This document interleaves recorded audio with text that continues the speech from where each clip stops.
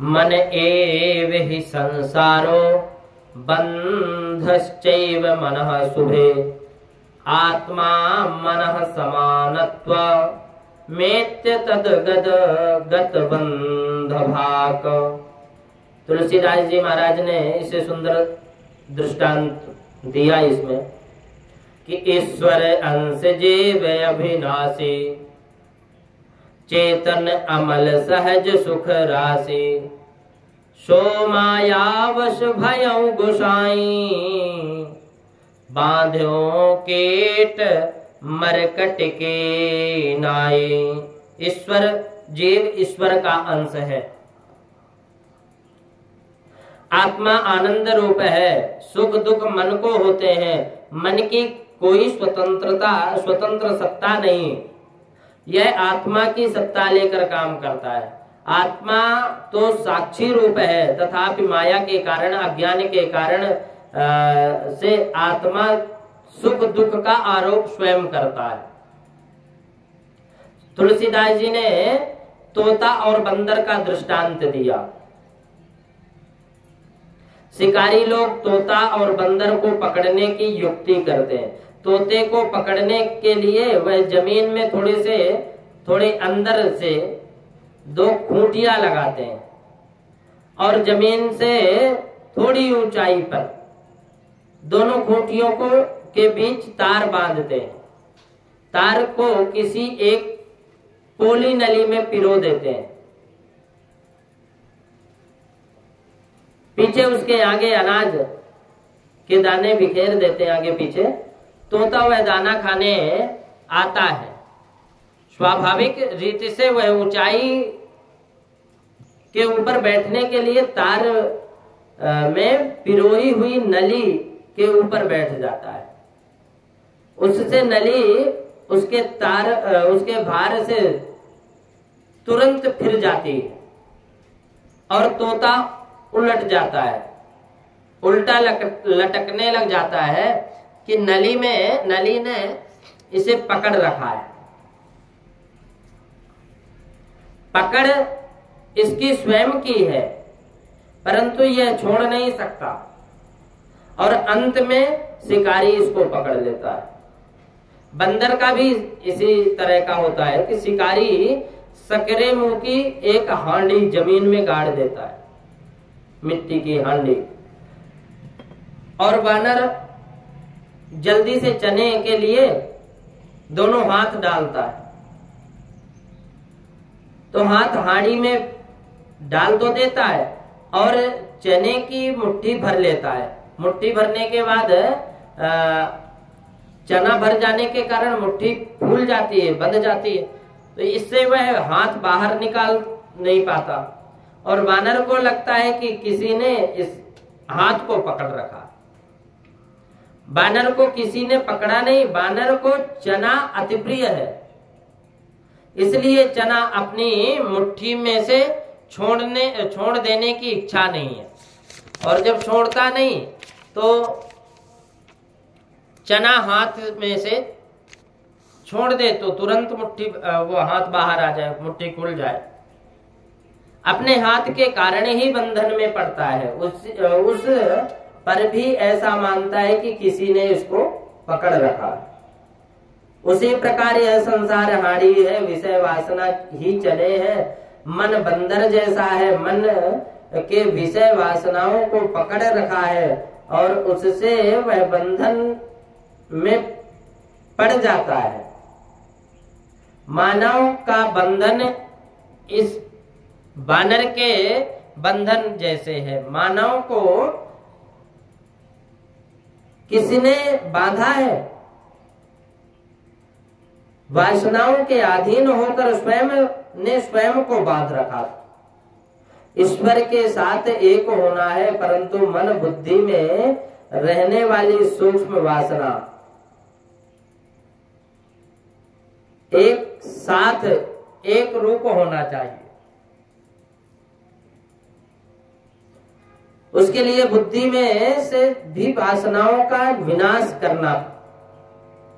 बुद्धि में वासनाओं का थोड़ा भी अंश रह जाए तो बुद्धि निर्व्यसन हो जाती, होती नहीं वो कभी भी, और शुद्ध होती नहीं, निर्व्यसन होती रहती है, स्थिर होती नहीं।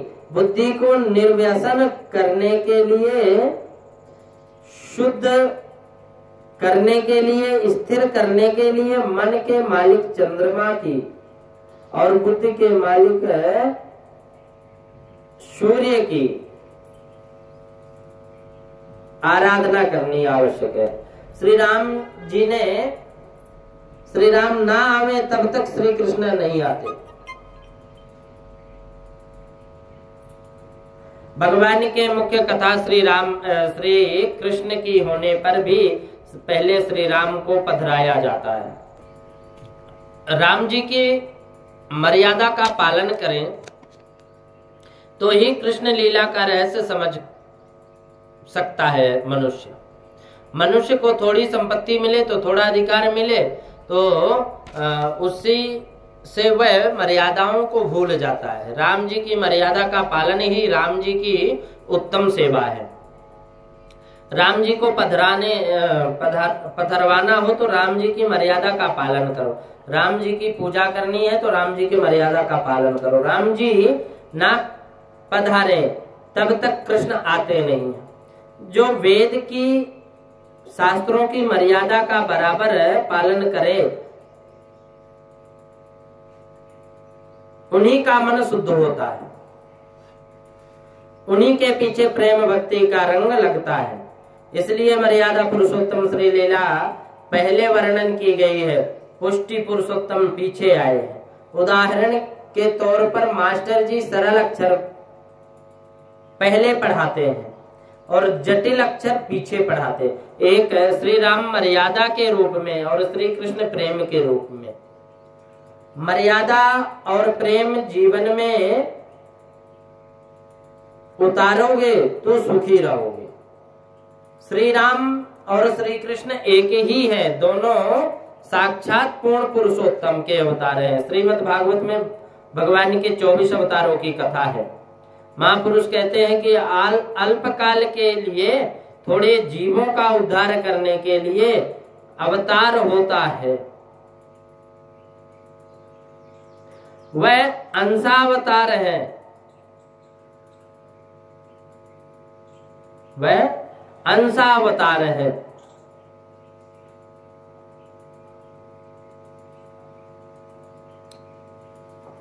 साक्षात पूर्ण पुरुषोत्तम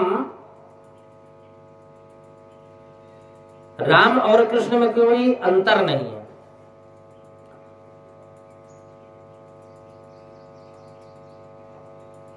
अनंत काल के लिए, अनंत जीवों का कल्याण करने के लिए जो अवतार होता है वह पूर्ण अवतार होता है। भगवान के जितने अवतार हुए वे सभी सर्वश्रेष्ठ हैं, कोई अवतार साधारण नहीं है। परंतु श्री राम और श्री कृष्ण के समान कोई हुआ नहीं। इनकी लीला अलौकिक है। भक्ति में दुराग्रह ना रखो। श्री राम में दो कला ओछी है ऐसा मत मानो, दोनों अवतार परिपूर्ण है। श्री राम अवतार में राम जी ने सब कुछ किया, राक्षसों को मारा, अनेक यज्ञ किए, प्रजा को अतिशय सुखी किया,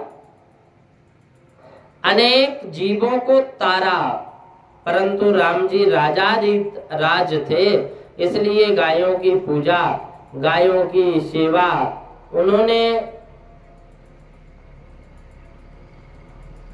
राम जी को करने दी नहीं। इसी कारण से श्री राम जी श्री कृष्ण स्वरूप में गायों की सेवा करने के लिए ब्रज में पधारे। श्री राम ही कृष्ण है और कृष्ण ही राम है।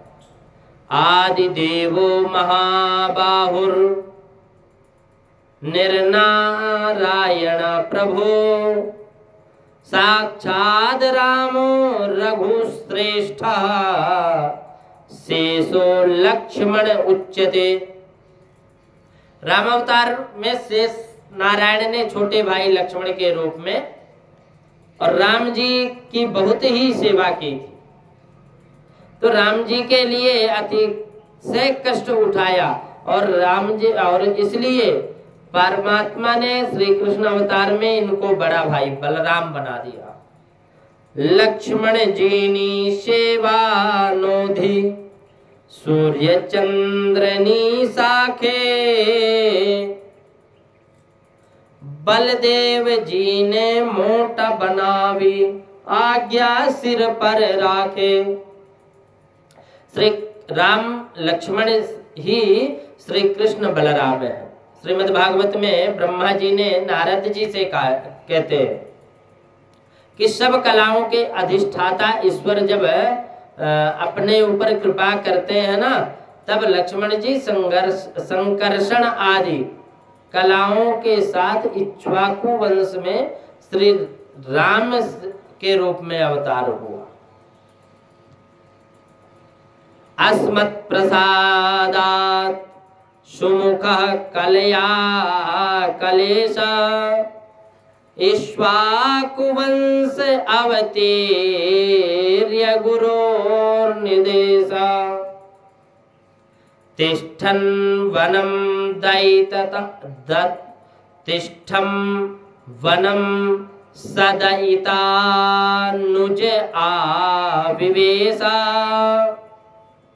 यस्मिन् विरुध्य दश कंधर आर्तिमार्छत। सब कलाओं के अस्मत् प्रसाद सुमुखा कलया कलेशा, सब प्रकार सब कलाओं के अधिष्ठाता ईश्वर ने अपने ऊपर बहुत कृपा की है। लक्ष्मण जी संकर्षण आदि कलाओं के साथ इक्ष्वाकु वंश में श्री राम जी के अवतार धारण करते हैं। इस अवतार में पिता की आज्ञा का पालन करने के लिए पत्नी और छोटे भाई लक्ष्मण जी के साथ वन में वास करते हैं और रावण इनका विरोध करने लगा। इस श्लोक के भाष्य में श्री महाप्रभु जी की उक्ति है कि युक्त है कि वैष्णव आचार्य श्री राम और कृष्ण ने में कोई भेद गिनते नहीं। इसी से तो श्री चैतन्य महाप्रभु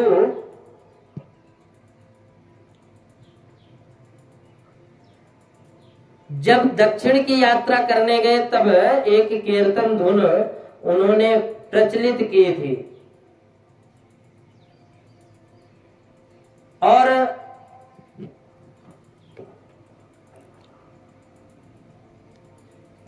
कीर्तन धुन उन्होंने प्रचलित की जो आज भी वहां गाई जाती है।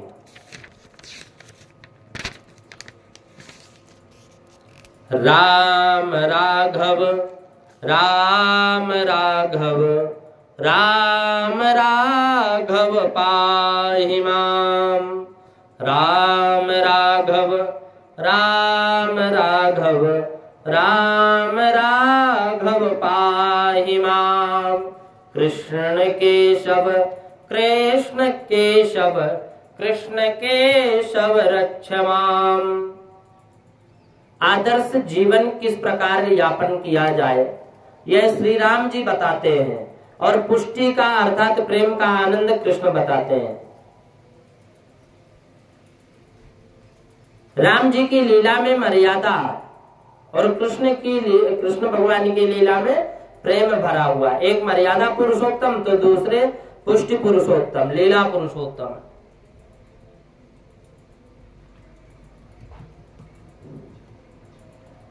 शास्त्र में मुक्ति के दो प्रकार बताए गए हैं।